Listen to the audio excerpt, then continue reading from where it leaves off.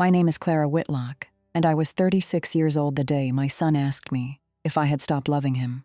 For 14 months, my ex-husband told our children I walked out because being their mother got too hard. At their joint birthday party in the Fellowship Hall of St. Andrew's Lutheran Church, he stood beside a cake with only his last name written in blue frosting and said, "You don't get to disappear and then act wounded when they stop looking for you." What was at stake was not just my pride.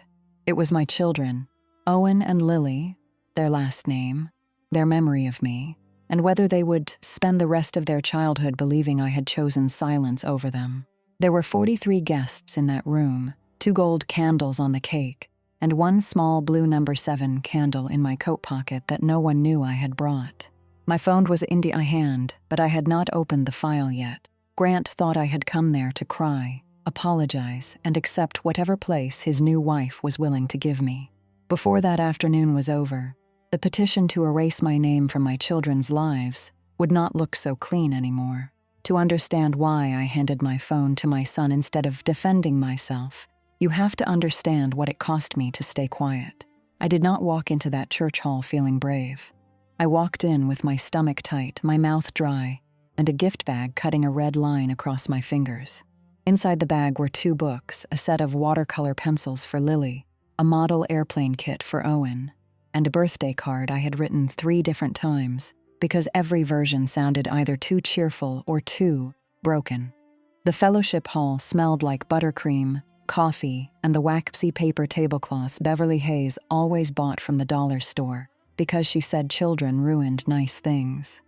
Blue and silver balloons were tied to the backs of folding chairs.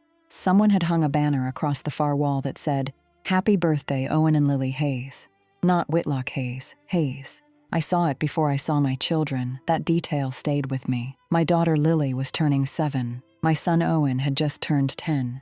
Their birthdays were 2 weeks apart. So when Grant and I were married, we always threw one party together. I made the lists. I remembered the allergies. I washed grapes and cut cheese cubes and wrote thank you notes, while Grant carried chairs and accepted compliments for being such a hands-on dad. That year, I had not been asked about the theme. I had not been asked about the guest list. I had received the invitation through a forwarded text from Grant's sister, Marissa, 2 days before the party. It said, "You can come if you promise not to make things confusing for the kids." I stared at that sentence for a long time. For 14 months, confusing meant me calling and getting no answer, me emailing the school and finding out conferences had already happened, me leaving wrapped gifts on Grant's porch and watching them disappear without a thank you, without a photo, without even proof that my children had been allowed to open them.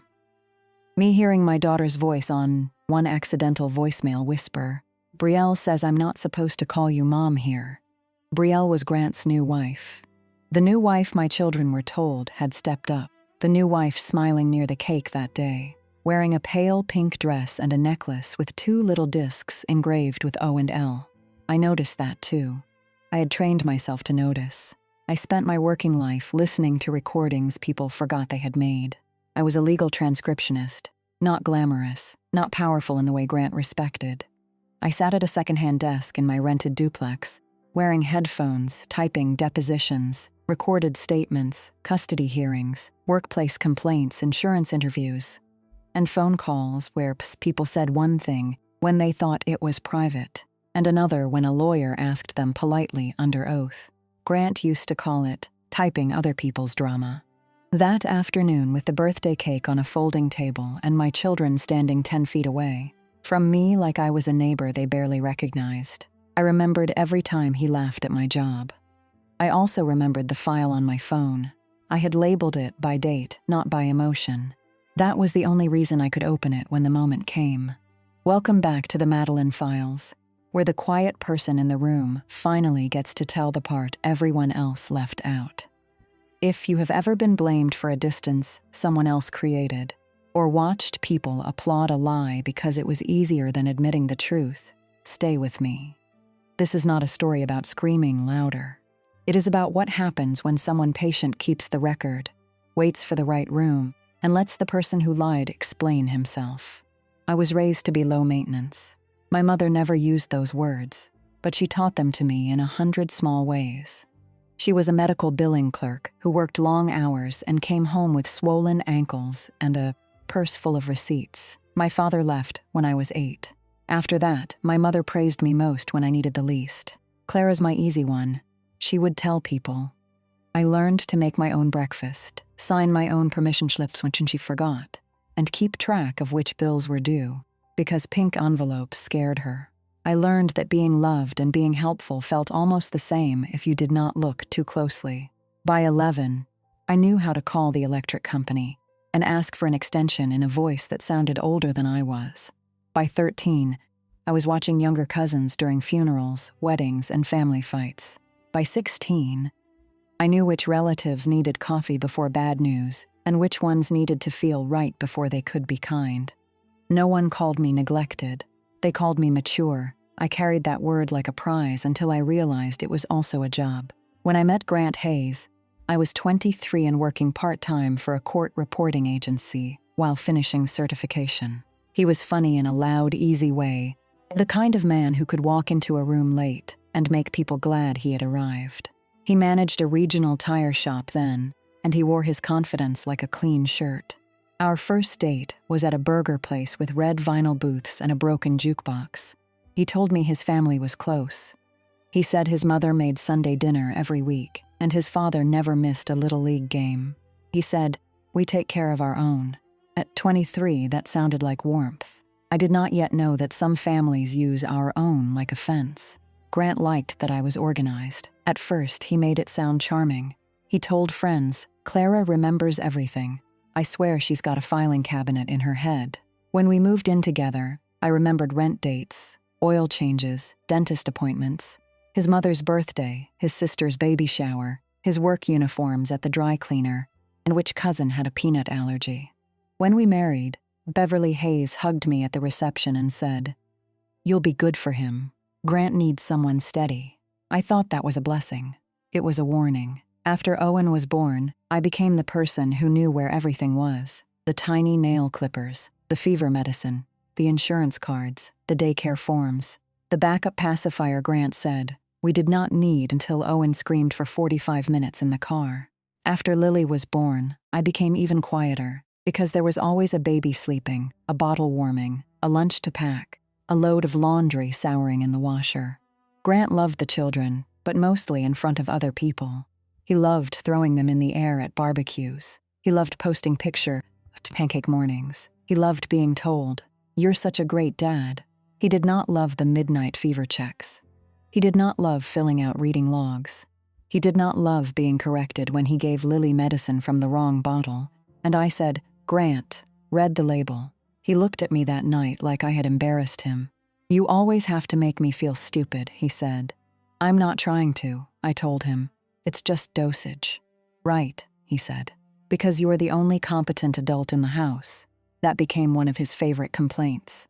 I was too particular, too careful, too serious, too attached to schedules, too obsessed with proof.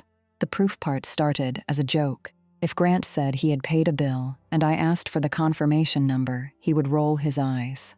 If he said he had told me something and I checked our texts, he would say, "There you go again, building your little case." I used to apologize for that. I would say, "I just don't want to miss anything." What I meant was, "I'm tired of being blamed for things you forgot."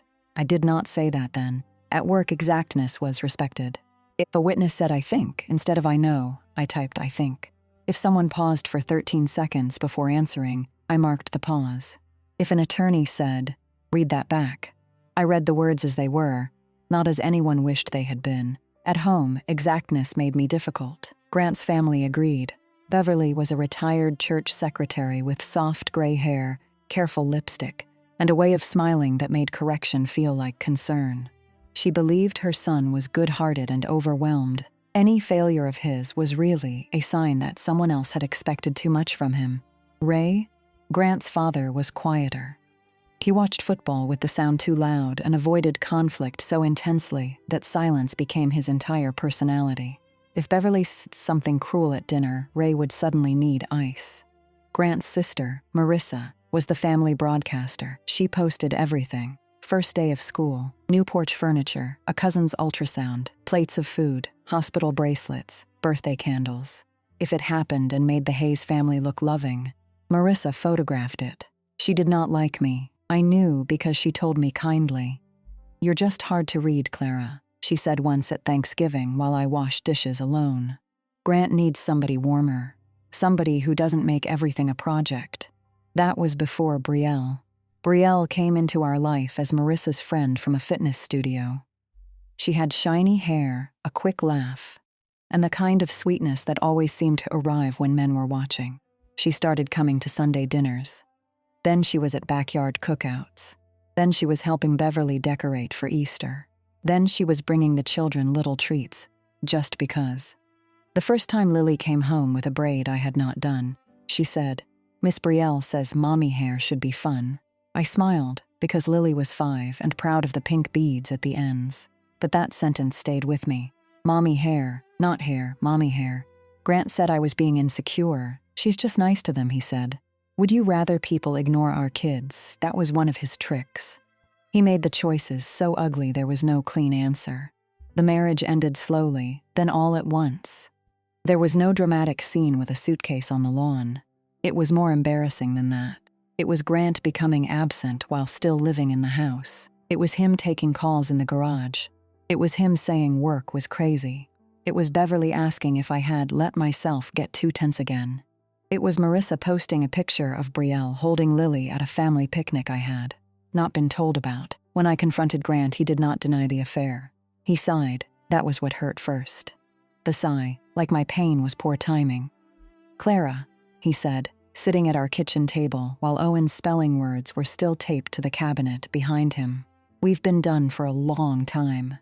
I remember looking at the spelling list because the word honest was on it. He said he wanted the separation to be peaceful. He said the kids needed stability. He said he would stay at his parents' house for a while, but because my freelance income was uneven and his parents lived closer to the school, maybe the children should sleep there during the week. Just temporarily. I was tired. I was scared. I had no attorney yet. I thought cooperating would prove I was a good mother. That belief cost me. For the first 2 weeks, I saw the children 3 times. Grant brought them to a diner off Route 11 because he said transitions at the house were too emotional. Owen ate fries without looking at me.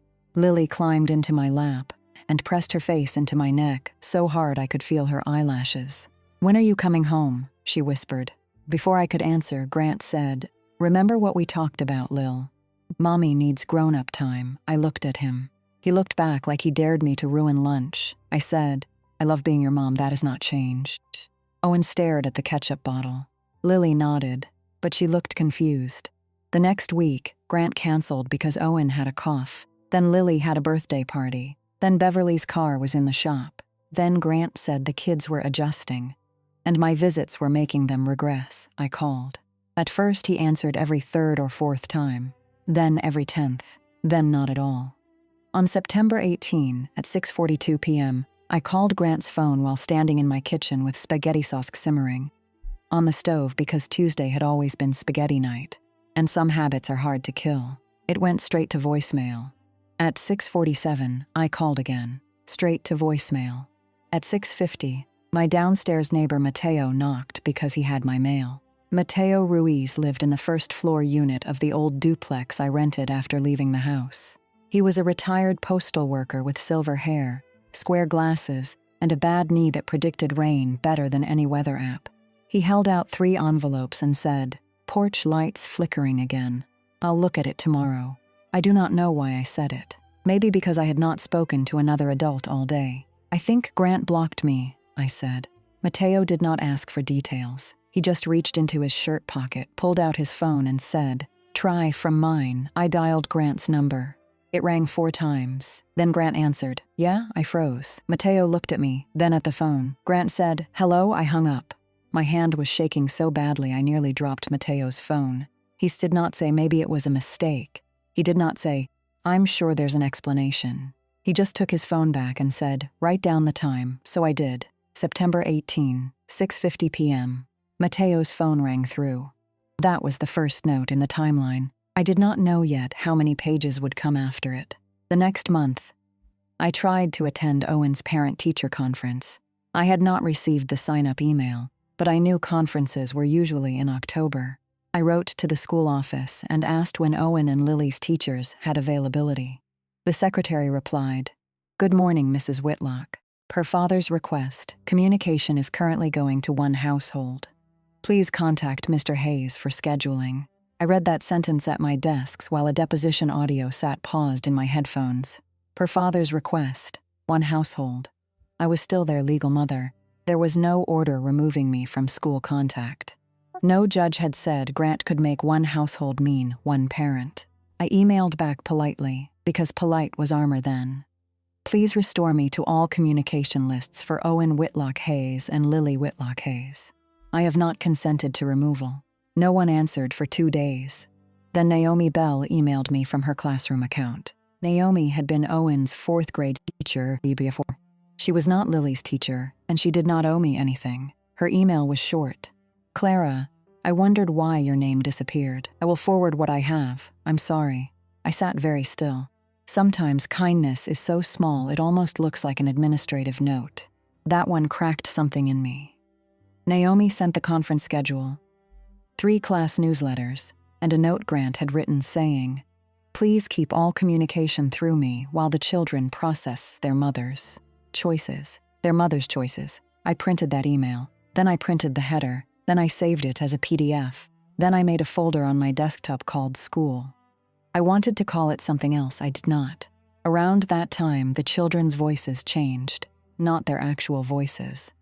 Owen still sounded like Owen, thoughtful and a little hoarse when he was nervous. Lily still rushed her words when she was excited. But when I managed to speak with them, the sentences were not theirs. "Dad says you needed space from us. Brielle says we should focus on the parent who stayed. Grandma says court stuff is too grown-up for kids. Children can repeat adult cruelty without understanding the blade." The first time Owen said, "You made your decision," I had to sit down on the kitchen floor. He was 9. He should have been complaining about math homework or asking if I still had his blue hoodie. Instead, he sounded like Grant after 2 beers and an audience. I did not correct Owen harshly. I did not say, "Your father is lying." I wanted to. God, I wanted to. Instead, I said, "I have never stopped trying to see you. I love you every day, even on days we don't get to talk." He was quiet. Then he said, "Dad said you would say that." After he hung up, I pressed my forehead to the cabinet and listened to the refrigerator hum. The blue number 7 candle came from a grocery store checkout lane. It was Lily's birthday month, the first one I was not allowed to plan. The candle was hanging beside packs of gum and cheap lighters, bright blue wax in the shape of a 7 with tiny white dots. Lily loved anything with dots. I put it in my basket with milk, eggs, and a frozen pizza I would finish. At home, I set it on the kitchen counter next to her wrapped gift. For 3 days, I thought Grant might let me see her. Then Beverly texted, "We're keeping Lily's day simple this year. Too many emotions are not good for children." I stared at too many emotions while the candle sat there in its plastic package. I put it in the drawer beside the measuring spoons. That drawer became a place for things I could not use. Birthday candles, museum coupons, 2 movie tickets I bought before Grant canceled, a hair bow Lily left behind in my car, a tiny screwdriver from Owen's science kit. Every time I opened it, I felt foolish. Then I opened a different kind of drawer, the evidence drawer. It started as a folder, then it became a binder, then it became a backup drive, a cloud folder, and a spreadsheet with dates in the first column. I did not do it because I was vengeful. I did it because I was being erased in real time, and memory alone was too easy for them to call unstable. Grant left voicemails when he was angry. That was his mistake. He almost never answered when I called, but when something set him off, he called me and talked until he felt powerful again. One voicemail came after I emailed the school. "You're making yourself look desperate," he said. "The kids are finally settling down and you keep trying to drag them backward." I saved it. Another came after I asked for Thanksgiving morning. "You don't get holidays just because you're lonely, Clara. They have a real family plan." I saved it. Another came after I sent a certified letter asking for the children's medical information. You and your little paperwork. You think that scares me? You type for lawyers. You're not one. I saved that too. At work, I had learned to keep original files untouched. You make copies. You label carefully. You never edit the source.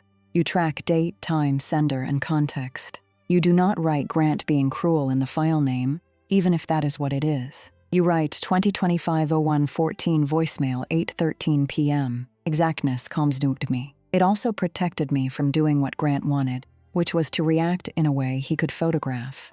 Brielle baited me differently. She sent messages that sounded gentle enough to show a judge.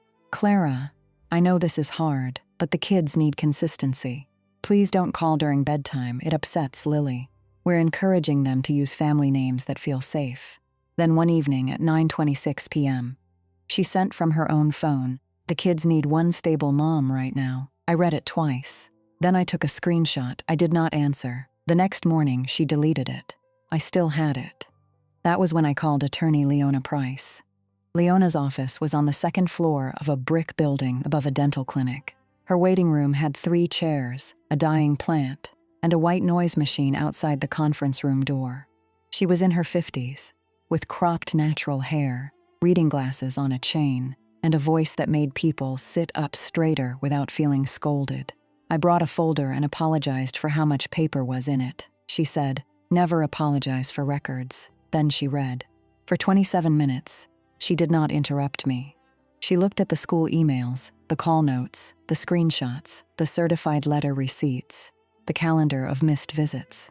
When she reached Beverly's text about Lily's birthday, her jaw moved once. She has no authority to decide that.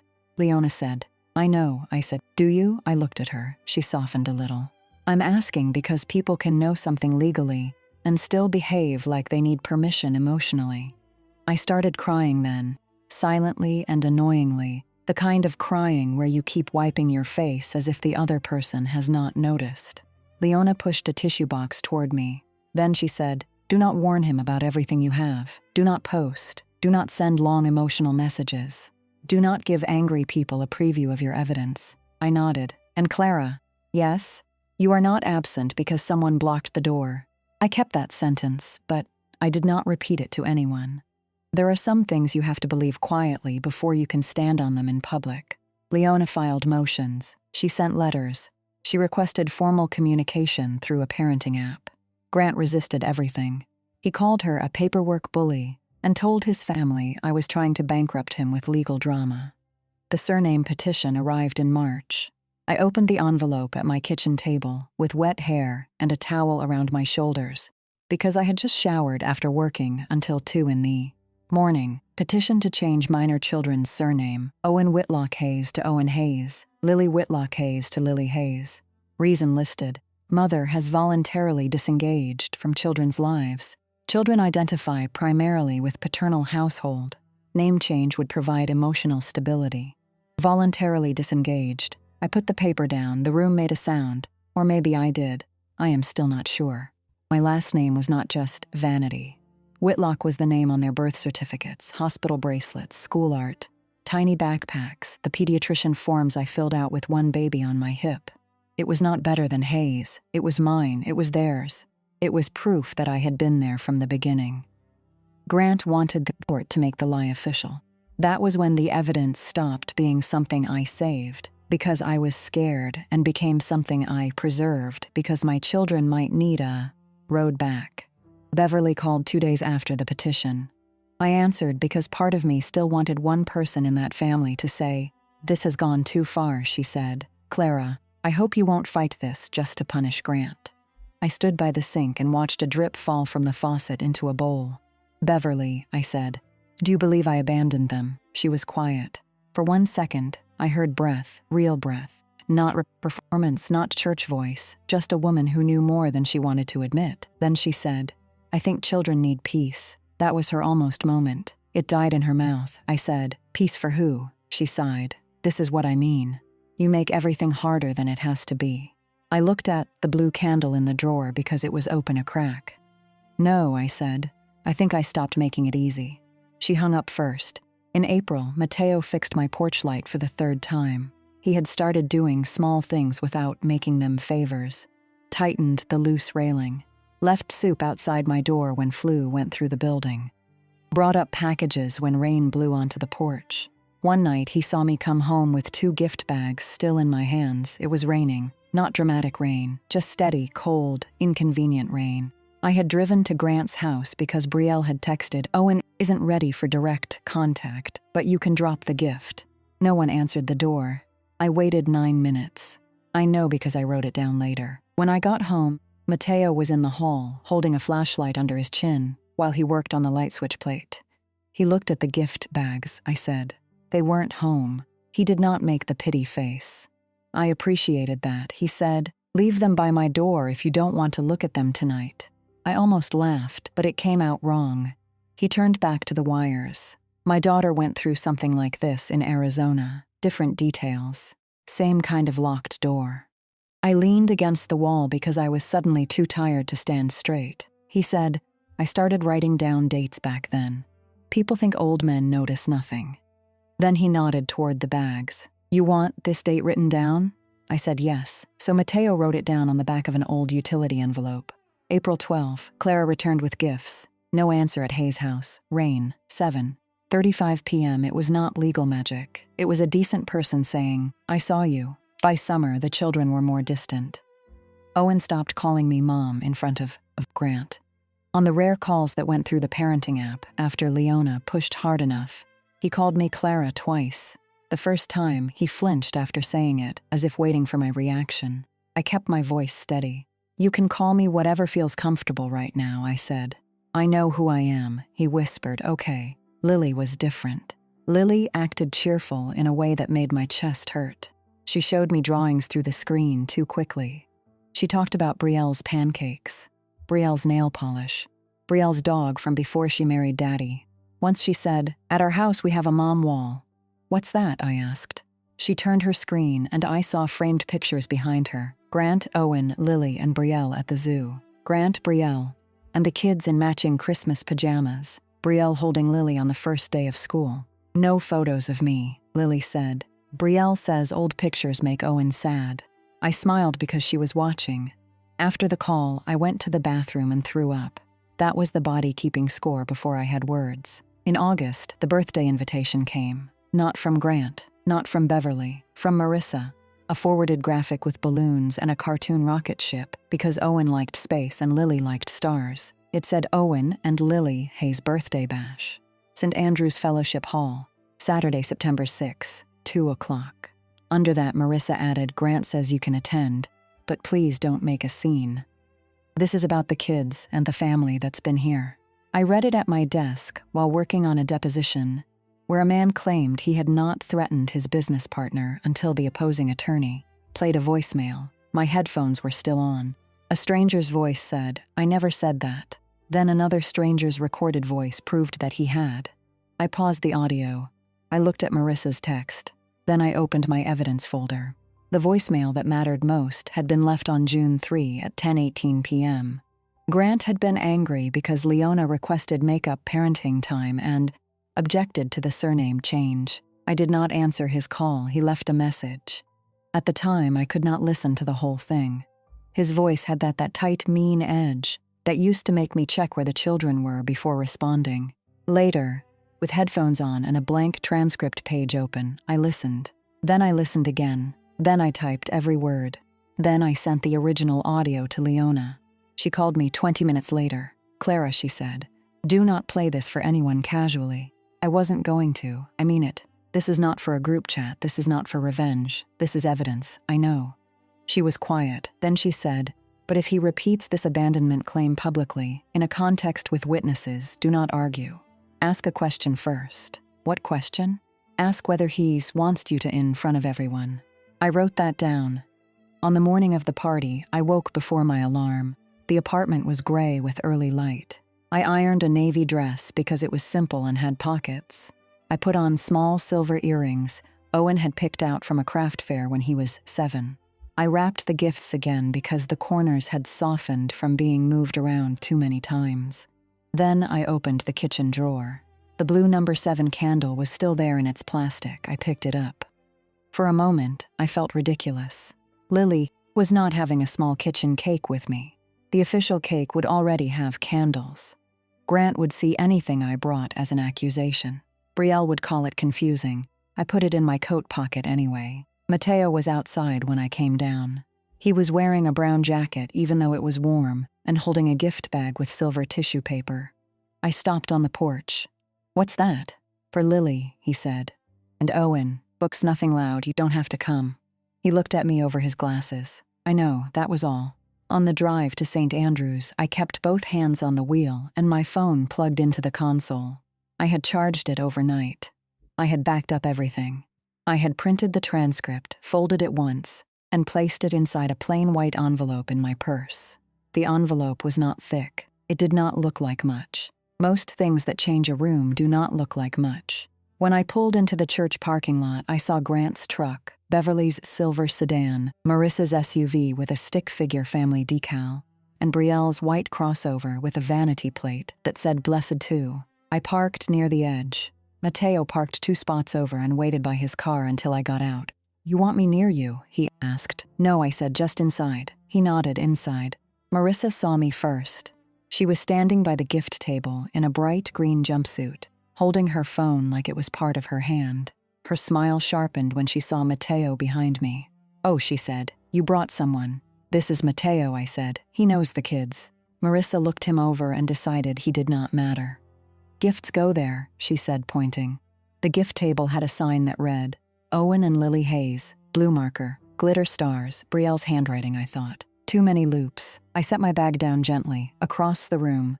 Lily saw me. For half a second, her whole face opened. Then Brielle put a hand on her shoulder. The opening closed. Lily gave a small wave with her fingers near her skirt. Owen stood beside Grant near the cake. He was taller than I remembered in that painful way children become taller when you are not allowed to see the increments. His hair needed trimming over his ears. He looked at me, then at Grant, then at the floor. I wanted to cross the room and take both of them into my arms. I did not. Not because I did not ache to, because every adult in that room was waiting to call my love disruptive. Beverly approached with her church smile. "Clara," she said, touching my arm lightly, "I'm glad you chose to come peacefully. I'm here for Owen and Lily." "Of course," she said. Behind her, Ray lifted a hand from beside the coffee urn. He did not come over. Brielle came next. Up close, the necklace was worse. 2 discs, 1 O, 1 L, resting just above her heart. She smelled like vanilla perfume. "Hi, Clara," she said softly, as if we were in a hospital room. "I know today might bring up feelings. We're asking everyone to keep the focus on the kids." I looked at her hand still resting on Lily's shoulder. "The kids have always been my focus," I said. Her mouth tightened. Then Lily whispered, "Hi, Mom. It was so quiet I almost missed it." Brielle's fingers flexed. "Lily," she said, still smiling, "remember what we talked about. Today we're using names that don't make people feel mixed up." Lily looked down at her shoes. Beverly heard it. She was standing close enough. For 1 second, Beverly's face changed. Her eyes moved from Lily to Brielle, then to me. Her hand lifted slightly, as if she might touch Lily's hair and say, "Let her call her mother Mom." Grant looked over. Beverly's hand dropped. She said, "Sweetheart, don't make today confusing." There it was, the almost moment and the failure. I did not argue. I looked at Beverly long enough for her to understand that I had seen the choice happen. Then I walked to the table where I had been assigned a seat. It was not with the children. It was not with the grandparents. It was at the end of a long table near the storage closet, beside 2 women I recognized from Beverly's church craft group and a teenage cousin wearing earbuds. Mateo sat 3 seats away after asking no one's permission. Naomi Bell arrived at 2:17. I knew because I looked at the wall clock. She came in quietly wearing a denim jacket over a blue dress, carrying a slim gift bag and a card. Owen saw her and smiled for the first time since I had arrived. A real smile, a child's smile. "Ms. Bell," he said. Grant's head snapped toward her. That was when I knew he had not expected her. Naomi hugged Owen with one arm. "Happy birthday, kiddo." "It was in July," he said, almost laughing. Then, "Happy late birthday." Brielle recovered first. "That's so sweet of you to come." "Owen invited me when I saw him at the library last week," Naomi said. Grant's expression flickered. I filed that away. The party went on. Children ran between tables. Someone spilled punch near the trash can. Marissa filmed Lily opening a glitter makeup kit from Brielle and said, "Look at mommy spoiling you." Lily glanced at me. I smiled because I did not want my face to become another burden she had to carry. Owen opened my model airplane kit last. Grant handed it to him without reading the card aloud. Owen's fingers froze on the wrapping paper when he saw my handwriting. "You remembered," he said. "Always," I said. Grant clapped once. "Okay, buddy, keep going, lots to open." He tossed my card behind the tissue paper. Mateo saw. Naomi saw. Marissa was filming something else. That is how truth survives sometimes. Not because everyone notices, because the right people do. At 3:00, Brielle announced cake. The cake was 2 tiers, blue and silver, with sugar stars and a rocket ship on top. Across the front, in frosting, it said, "Happy birthday, Owen and Lily Hayes." My daughter traced the edge of the table with one finger. I wondered if she noticed. Grant put one arm around Owen and the other around Lily. Brielle stood on Lily's other side. Beverly waved people closer for pictures. "Clara," Marissa called, too sweetly, "you can get in one after we do family." The church ladies at my table went quiet. I looked at my children. Owen's face was blank in a way I recognized from old recordings of Witness, trying not to react. Lily's lower lip tucked under her teeth. I stayed seated, not because it did not hurt, because there are moments when stepping into the frame lets them pretend they made space for you. Marissa took pictures. Brielle kissed the top of Lily's head. Grant grinned like a man who had built something instead of stolen it piece by piece. Then Beverly tapped a spoon against a glass. "Before candles," she said. Grant wanted to say a few words. Mateo shifted in his chair. Naomi looked at me. I put one hand in my coat pocket and touched the plastic edge of the blue candle. Grant loved a speech. He stood at the front of the room with the cake beside him and his new wife close enough to look included. He thanked everyone for coming. He thanked Beverly for organizing.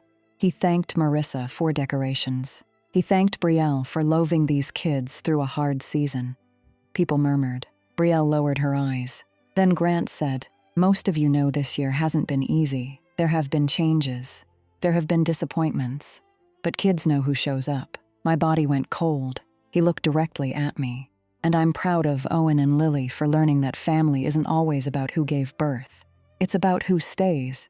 A few people clapped softly. Not everyone. Naomi did not. Mateo did not. Beverly's fingers tightened around the spoon. Grant continued. Stronger now because he mistook discomfort for agreement. "We're trying to give them stability. That's part of why we've started the process of making sure their name reflects the home they actually live in, the people who actually show up for them every day." Owen looked at me then. His eyes were wet, but he did not cry. I could have stood up there. I could have said, "That is not true." I could have listed every call, every email, every gift. Every night I sat with my phone in my hand until midnight. But Grant had built 14 months of story around the idea that I was emotional, unstable, selfish, and disruptive. If I became loud, even from pain, he would use the volume and ignore the words. So I stayed seated. Grant saw that and smiled. Then he made his mistake. He said, "And I know some people want to rewrite history now, but you don't get to disappear and then act wounded when they stop looking for you." The room went still. The sentence from the kitchen, the sentence from the parking lot, the sentence from his texts cleaned up now for an audience. My cruel sentence. Owen turned toward me. "Mom," he said. "Not Clara, Mom." Grant's smile faltered. Owen stepped away from the cake table. "Did you leave?" The room held its breath. Grant said quickly, "Buddy, this isn't the time." But Owen kept looking at me. His voice cracked. "Did you?" I did not answer right away. I looked at Grant. "Do you want me to answer that in front of them?" His jaw tightened. Brielle whispered, "Grant." He ignored her. "For once," he said, loud enough for the first 2 tables to hear, "tell them the truth." I nodded once, not because he had given me permission, because he had given me witnesses. I took my phone from my pocket. Marissa lifted hers automatically, still filming, because she smelled drama before she understood danger. I opened the folder. My hands were steady. I remember that more than anything. My hands had shaken in my kitchen, in my car, in Leona's office, outside Grant's house in the rain. But in that room, with my son waiting and my daughter twisting her skirt in both fists, my hands were steady. I selected one file, June 3, 10:18 p.m. I did not press play. I held the phone out to Owen. His eyes moved from the screen to my face. I said, "Press the triangle, sweetheart." Grant stepped forward. "Clara, don't." That was the first honest thing he had said all day. Owen pressed play. Grant's voice filled the fellowship hall. Not courtroom Grant, not birthday Grant, not devoted father Grant, the other Grant. The one who called after the children were asleep and left messages because he thought fear would do what love had not. "You can keep calling," his recorded voice said, sharp and low.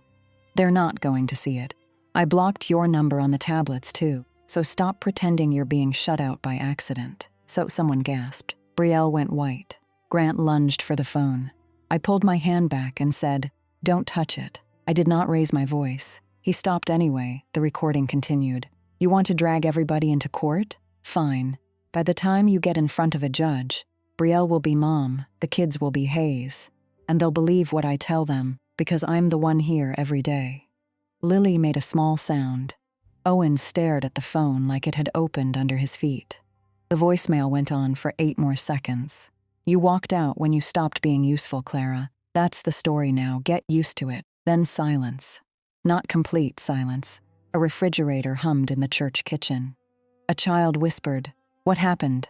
Someone's chair leg scraped the floor, but the room itself had gone quiet, in the way a room goes quiet. When everyone understands they have been invited into something they cannot unknow. Marissa lowered her phone too late. Beverly sat down. Ray took off his glasses and rubbed his eyes. Brielle said, "That's out of context." Naomi Bell spoke before I did. "No," she said. Everyone turned. Naomi reached into her purse and took out a folded paper. "I have the emails." Clara asked for every conference date. She asked to be put back on every school list. "Grant, you told the office communication should go through one household." Grant pointed at her. "This is none of your business." Naomi's voice stayed calm. "Owen was my student. When a child starts saying his mother chose to leave him, and the records show she's asking to attend conferences, it becomes my business." Beverly whispered, "Naomi, please." But Naomi did not look at Beverly. I opened my purse and took out the white envelope. I placed the transcript beside the cake, far enough from the frosting that it stayed clean. The top line read, "Certified transcript of voicemail from Grant Hayes to Clara Whitlock. June 3, 10:18 p.m. Grant looked at it, then at me, then at the room. Finally, he understood. Not just that I had saved it, that I had saved it correctly. Mateo stood slowly near the back. He did not make a speech. He held up 3 small envelopes, each with his careful handwriting on the back. "I drove her to that house with birthday gifts on March 2nd, April 12, and May 30, he said. Nobody opened the door. I wrote it down because people forget mothers standing in rain when it's easier. My eyes burned then. Not during Grant's speech. Not when the voicemail played. Then. Because I had been seen in the moments that felt most invisible. Grant recovered enough to try anger. "You brought strangers into our family business." I looked at him. "You brought our family business into a room full of people when you lied about me beside our children's birthday cake." His mouth opened. No words came. Brielle started crying, softly at first, then with one hand over her mouth, the way people cry when they want the room to move toward them. "We were trying to give them stability," she said. "They were hurting." I looked at her necklace. "You had them call you Mom?" She shook her head. "They wanted to." Lily's voice came from beside the cake. "No, I didn't. It was tiny, but it landed." Brielle turned toward her. Lily stepped behind Owen. Owen was still holding my phone. His face had changed in a way I will never forget. Not healed, not happy, not even relieved. More like a child who had been carrying a box too heavy for him and had just realized an adult had put it there. He looked at Grant. "You blocked her?" Grant said, "Buddy, it's complicated." Owen's hand jerked, and the paper plate he was holding tilted. The slice of cake Beverly had already placed on it slid off, hit the floor frosting first, and broke apart beside his shoe. No one moved to clean it. Owen crossed the space between us so fast his shoulder hit a chair. Then he was in my arms. My son was 10 years old, too tall for my lap, too old to be held like a toddler, but he folded into me with his face against my collarbone and made a sound I had not heard since he was little and woke from nightmares. "I thought you didn't want us," he said. I put one hand on the back of his head. "I wanted you every day," I said. Lily stood frozen by the cake. Brielle reached for her. Lily stepped away. Then she ran too. She hit my side hard enough to hurt.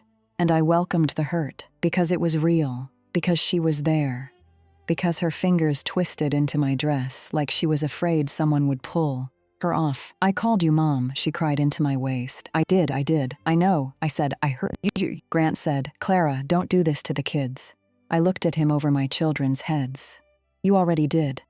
That was not the final thing I said to him, but it was the first thing that made him look afraid. The party did not end all at once. People are strange in a crisis. They still look for instructions. One woman picked up the fallen cake with napkins. A cousin gathered balloons. Someone took the punch bowl to the kitchen, as if cleaning could make the room innocent again. Beverly came toward me with both hands raised. "Clara," she said, "we need to talk privately." I had one arm around Owen and one around Lily. "No, please, not like this." I almost laughed. Not because it was funny. Because for 14 months everything had been done privately. Private blocked calls, private coaching, private deleted messages, private corrections when Lily said Mom, private statements in a legal petition. Now privacy was suddenly sacred. Beverly's eyes filled. I didn't know it was that bad. I looked at her. I thought about the phone calls she saw, the texts she ignored, the moment minutes earlier when Lily said Mom and Beverly chose confusion over truth. "You knew enough," I said. Ray stood behind her, silent. For the first time, his silence did not look harmless to me. It looked like a locked door. Marissa was near the gift table, frantically tapping her phone. Later, I learned she had been trying to delete the video she had started during Grant's toast, but not before two cousins asked her to send it because they thought it was about to be good. By nightfall, half the Hayes family had seen the clip of Grant demanding truth and then trying to grab the phone when truth answered. That was not my doing. I did not post it. I did not need to. Grant tried to gather the children. "Owen, Lily, come here, we're leaving." Owen's arms tightened around me. Lily shook her head without turning around. Grant's face darkened. "I'm your father." Owen lifted his head. "And she's my mom." A sentence like that should not have to be brave. But in that room it was. Naomi moved closer, not touching the children, just near enough to make Grant aware that other adults were watching.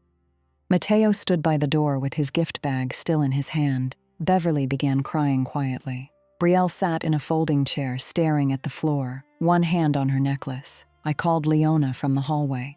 She answered on the second ring. "Are you safe?" she asked. "Yes." "Are the children with you?" "Yes." "What happened?" I looked through the narrow window in the hall door.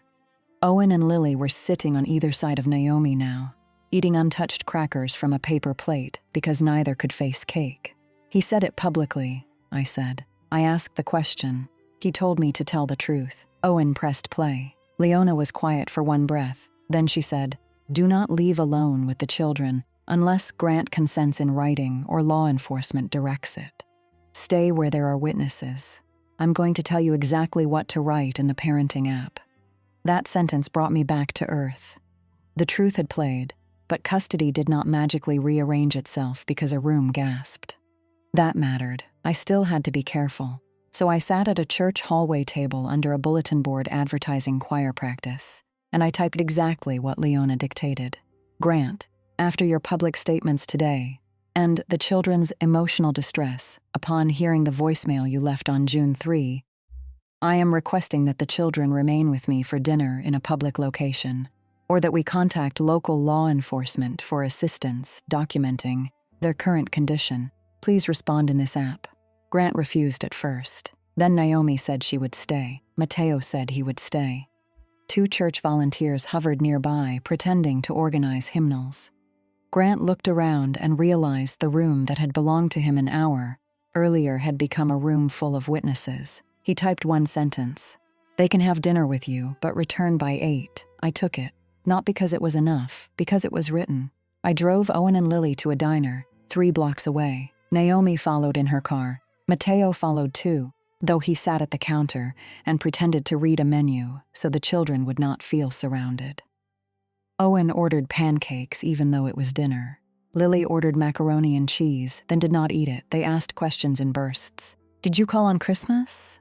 "Yes." "Did you know about my school concert?" "No."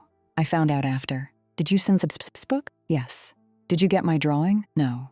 Did Grandma know? I did not answer that one quickly. I said, some adults knew parts of the truth and did not stop the lie. Owen looked down. Lily stirred her macaroni until it became orange paste. I did not tell them everything.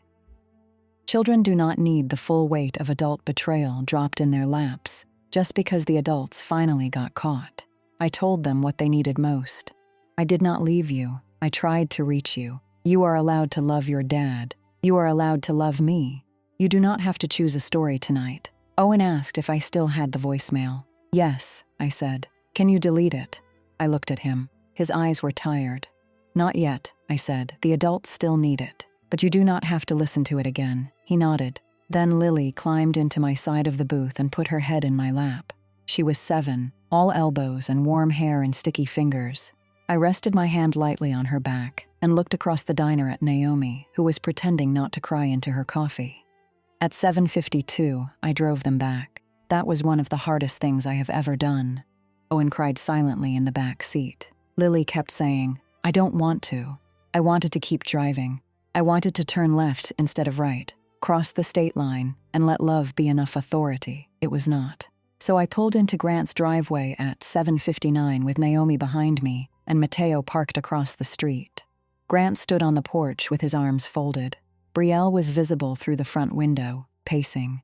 Beverly's car was at the curb. I walked the children to the porch. Grant said, we need to talk. Through the app, I said. For God's sake, Clara, we are still family. I looked at Owen's hand in mine. No, I said, we are still parents. Family behaves differently. That might sound like a line now. It did not feel like one then. It felt like putting down a bag I had carried too long. The following week was ugly. Grant pivoted from cruelty to concern. So quickly, it would have been impressive if it had not been disgusting. In the parenting app, he wrote, I am worried about Clara's emotional decision to expose the children to adult conflict. Then, I never intended for them to hear that private message. Then, the recording was edited. Then, when Leona sent notice that the original file had been preserved and could be authenticated, he stopped using the word edited. Brielle sent one message from her own number. I hope someday you understand we were trying to protect them from confusion. I sent it to Leona and did not reply. Beverly called 11 times in 2 days. I did not answer. On the 12th attempt, she left a voicemail. Clara, sweetheart, this has gotten out of hand. Grant made mistakes, but you know he loves those children. We all do. Please don't let lawyers tear this family apart. I listened once, then I saved it. Old habits. The emergency hearing happened 9 days after the party. The courthouse was beige, cold, and full of people whispering into phones. I wore this same navy dress because it made me feel like the woman who had stood still in the fellowship hall and survived. Leona sat beside me with a folder tabbed in yellow, blue, and red. Grant arrived with a new attorney and no Brielle. Beverly came anyway and sat 2 rows behind him. Ray was not there. Marissa was not there either, though her video was. Naomi appeared under subpoena with printed emails. Mateo appeared with his envelopes. The judge did not play the full voicemail in open court. She did not need to. Leona submitted the authenticated file and certified transcript. Grant's attorney argued context. Leona responded with call logs, blocked contact screenshots from Owen's tablet, school emails, the parenting app record, and the surname petition language claiming I had voluntarily disengaged. Voluntarily. That word looked different beside 213 attempted calls. 213. Not all to Grant. Some through the app. Some to the children's tablet before I knew it was blocked. Some from my phone. A few from Mateo's when we were testing whether the block was still active. But there they were, listed by date and time. The judge looked at Grant for a long moment. Mr. Hayes, she said, this court is deeply concerned by the appearance that you created the very absence you then cited as grounds for legal relief. Grant's face went red. I looked down at my hands. They were shaking again. The surname petition was suspended first, then withdrawn by Grant's attorney before the next hearing could make the denial formal. Temporary custody was modified. I received make-up parenting time, a restored communication schedule, equal access to school and medical records, and a monitored parenting app with penalties for interference. Grant was ordered not to refer to Brell as the children's mother in any official or corrective capacity. The children were assigned a reunification counselor, though I hated that phrase, because I had not left anything to reunify from. Still I went, I showed up. Week by week, the children came back in pieces. Owen brought the model airplane kit to my apartment and asked if we could build it at the kitchen table. The first night, he only stayed 90 minutes. He barely spoke. He lined up the pieces by size and read the instructions twice.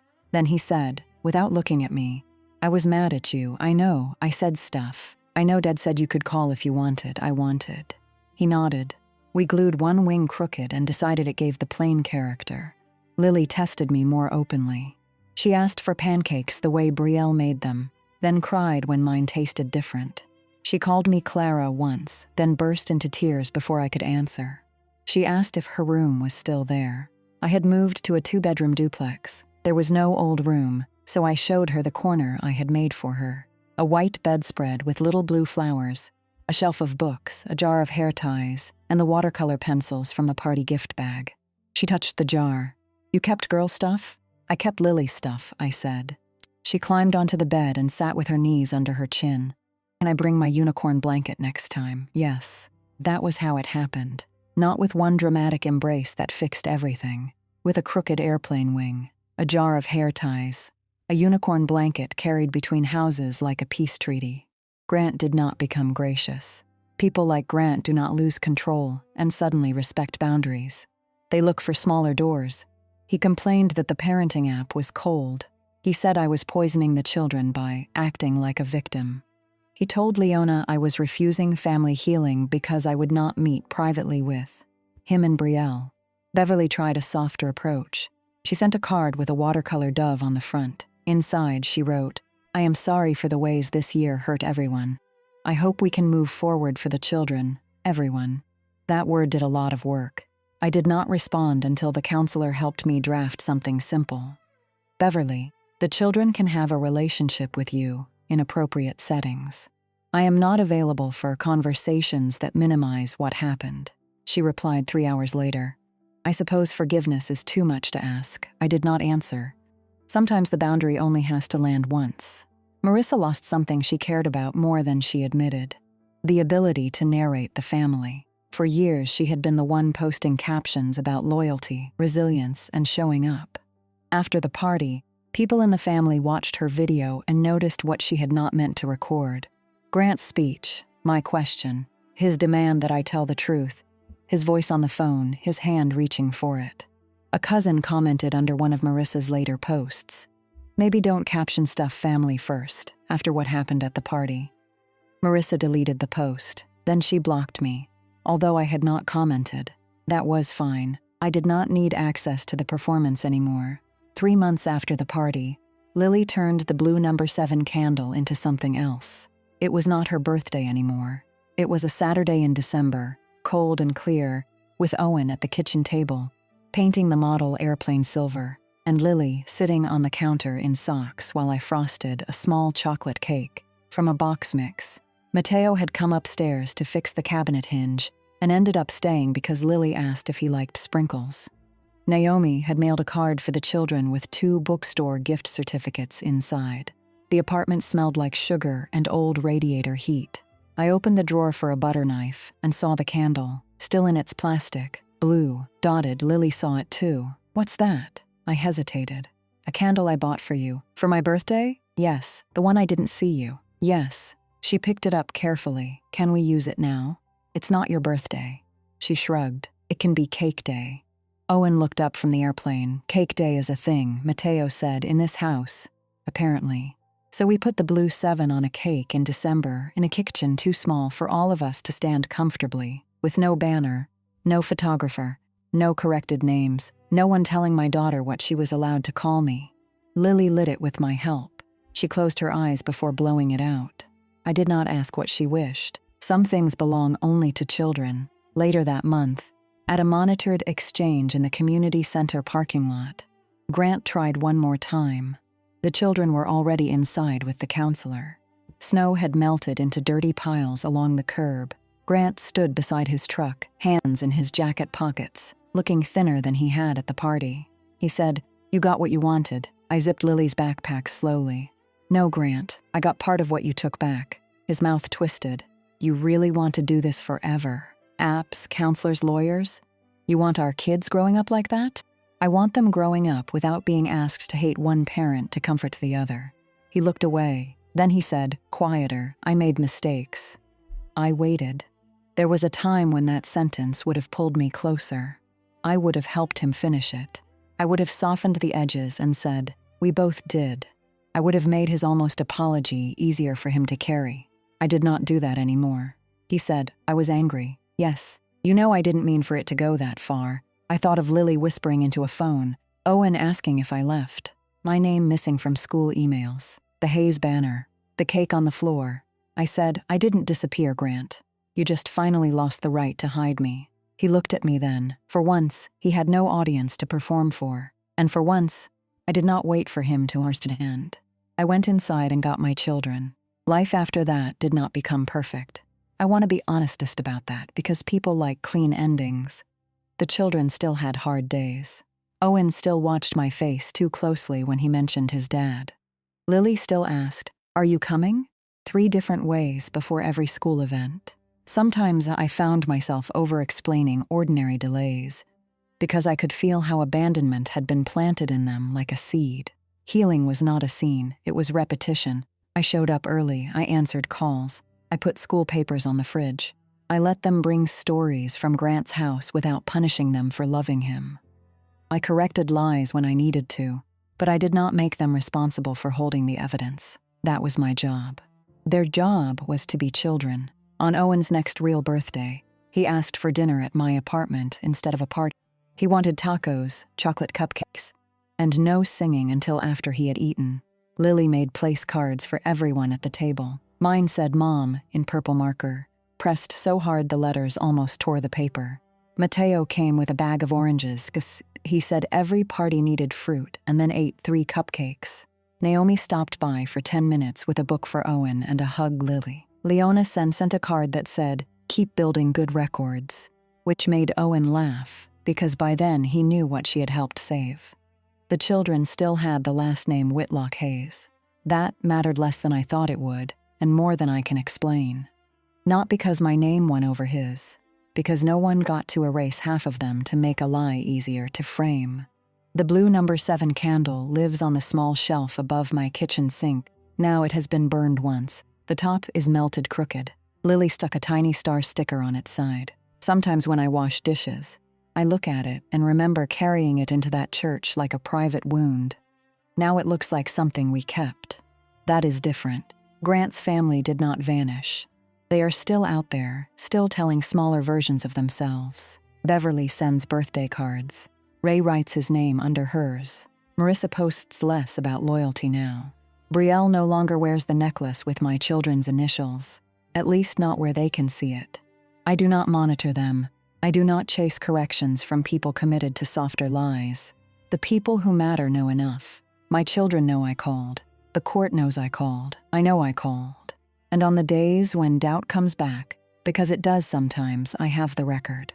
Not to live inside it, not to replay pain forever, just to remind myself that I was not crazy, not absent, not too late, not erased. I was a mother standing outside a locked door with gifts in her hands. Then I became a mother who learned where to put the key. That's my story. A blue number 7 candle, 200 blocked calls, and a kitchen table where my children learned they did not have to choose between truth and love. If someone in your life only values you when you stay useful, quiet, or easy to blame, take this as your sign to start keeping your own record and stop begging people to admit what they already know.